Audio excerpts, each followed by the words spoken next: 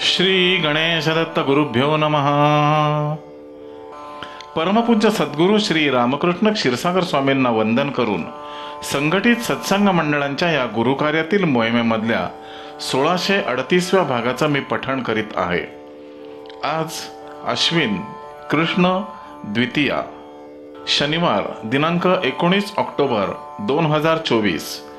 उपदेशामृत संग्रह भाग 7 या ग्रंथातील भगवान श्री दत्तात्रेय सत्संग मंडळ मुंबई दिनांक 6/2/1993, बैठक क्रमांक 157, परमपूज्य सद्गुरू श्री रामकृष्ण क्षीरसागर स्वामी श्री क्षेत्र गाणगापूर आनंद यात्रा.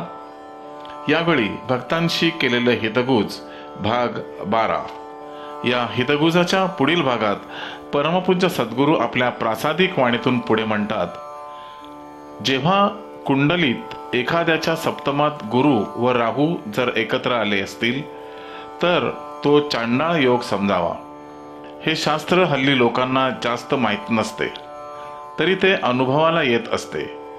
कुंडलीत जर एखाद्याचा शुक्र व चंद्र एकत्र व लग्न धनु असेल तर त्या व्यक्तीत लाजाळूपणा असतो. आंध्र प्रदेशातील खूप लोकांच्या पत्रिकेत हा दोष दिसून येतो. यंदा येणारे संवत्सर हे श्रीमुख आहे. माझाही जन्म अशाच काळात झाला आहे.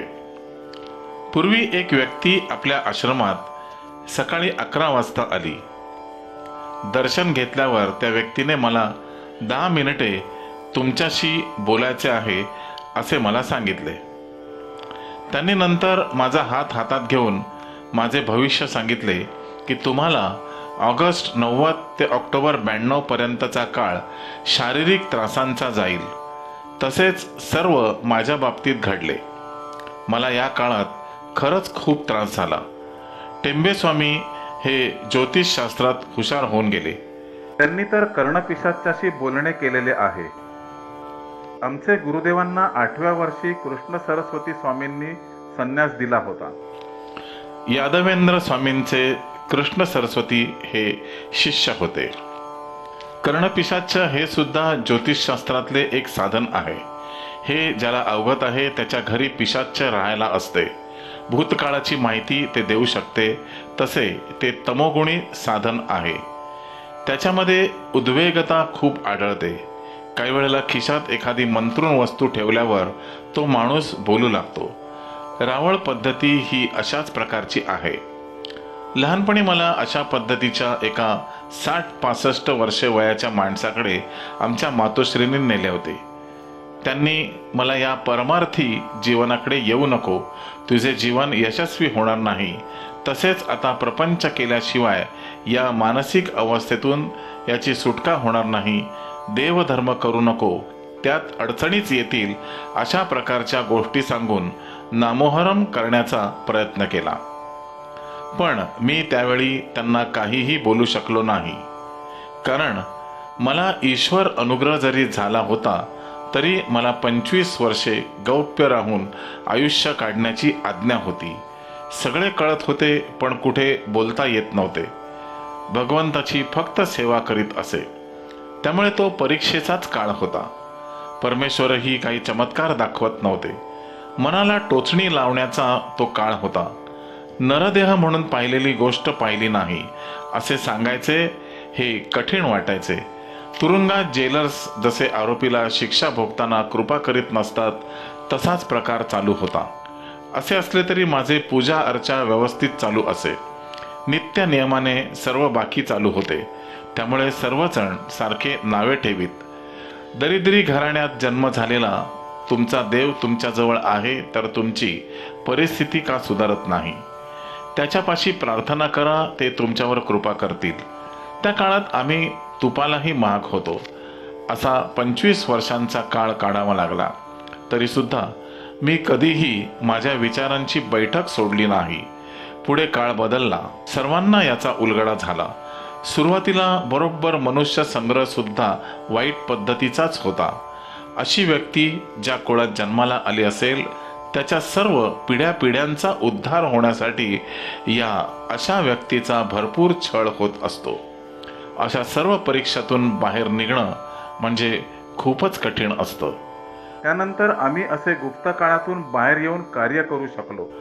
जसा एखादा कपडा अंगावर घालायला योग्य व्हायला पाहिजे असेल तर तो मळका कपडा प्रथम स्वच्छ करायला दगडावर आपटायला लागतो व नंतर धुवून वाळल्यावर पुन्हा त्याला इस्त्रीचे चटकेही द्यायला लागतात.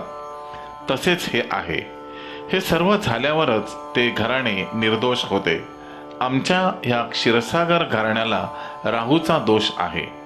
श्रीमंती कशाला म्हणतात हेही तेव्हा माहिती नव्हते. आता परिस्थिती बदलली आहे.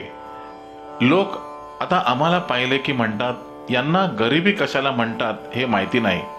खरे पाहता लोकांना हे माहीत नाही की बाटलीतील वस्तू व बाटली तीच आहे व तिचे फक्त वरचे लेबल बदललेले आहे. आमच्या मूळ कल्पना अशा असतात की तुम्ही कायम शरण यावं, परंतु हे आम्ही स्वतः कोणालाच सांगत नसतो. स्वतःहून तुम्ही शरण आल्यावरच आशीर्वाद मिळतील.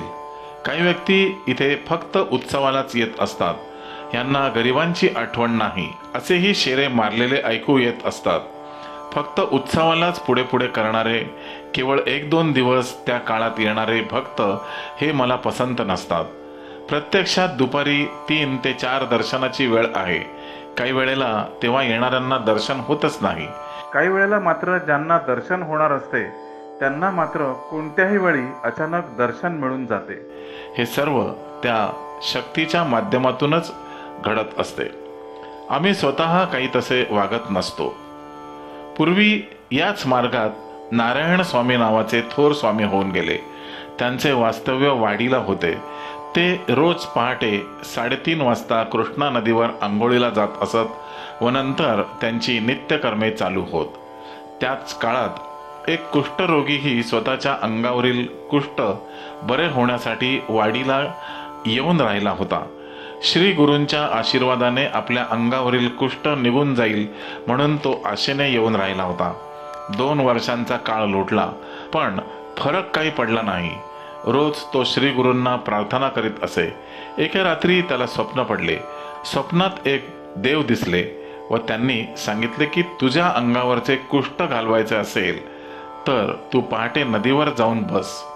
तिथे एक संन्यासी आंघोळीला येत असतात. ते नदीत आंघोळ करू लागले की तू नदीच्या प्रवाहात खालच्या बाजूला उतर व तेथील पाण्यात आंघोळ कर, म्हणजे तुझ्या अंगावरचे सर्व कुष्ठ निघून जाईल. दुसऱ्या दिवशी पहाटे तो कुष्ठरोगी नदीवर येऊन बसला. स्वप्नात देवाने सांगितल्याप्रमाणे एक संन्यासी आले व त्यांनी तिथे आंघोळीला नदीत उतरून सुरुवात केली. त्याचबरोबर त्यानेही नदीच्या खालच्या बाजूला पाण्यात उतरून आंघोळ करायला सुरुवात केली. संन्याशाने ते पाहिले. आंघोळ झाल्यावर ते कृष्णेच्या काठावर उभे राहिले. पाठोपाठ तो पूर्वीचा कुष्ठरोगीही त्यांच्या पाठोपाठ काठावर आला. त्यावेळी देवाने सांगितल्याप्रमाणे त्याच्या अंगावरचे कुष्ठ निघून गेले होते. संन्याशाने तेव्हा त्या व्यक्तीला विचारले, तू कोण आहेस? आत्ता एवढ्या पहाटे आंघोळीला का आलास? तुला पूर्वी कधी पाहिले नव्हते. तेव्हा त्या कुष्ठरोगातून बऱ्या झालेल्या व्यक्तीने स्वप्नात देव आले होते व त्यांनी कुष्ठरोग बरा करून घ्यायचा असेल तर तुम्ही आंघोळीला नदीत उतरल्यावर त्या प्रवाहात आंघोळ करण्यास सांगितले. मी तसे आता केल्याने त्यातून बरा झालो आहे. हे त्या संन्यासी नारायण स्वामींनी ऐकले व साक्षात देवाने माझे महत्त्व या त्यांच्या स्थानी असे वाढवायला नको होते. कोणत्याही भक्ताचे महत्त्व त्यांच्यापेक्षा वाढता कामा नये. देवाने असे करायला नको होते. म्हणून ते देवावरच रागवले. त्यांनी देवालाही तसे सांगितले व लगेच वाडी सोडून कोल्हापूरला निघून गेले. नारायण स्वामींनी कोल्हापुरात जाऊन जगदंबेचे दर्शन घेतले व काही दिवस मुक्काम केला. तिथे एक आश्रम काढला व तोही पुढे प्रसिद्धीला आला. अशा व्यक्तींचा रागही काही कायमचा नसतो. पुढे ते परत वाडीला आले. देवाचे दर्शन घेतले. त्याला सर्व त्यांनी सांगितले. देव असे कधी ऐकून घेत नाही. श्री गुरुदेव दत्त.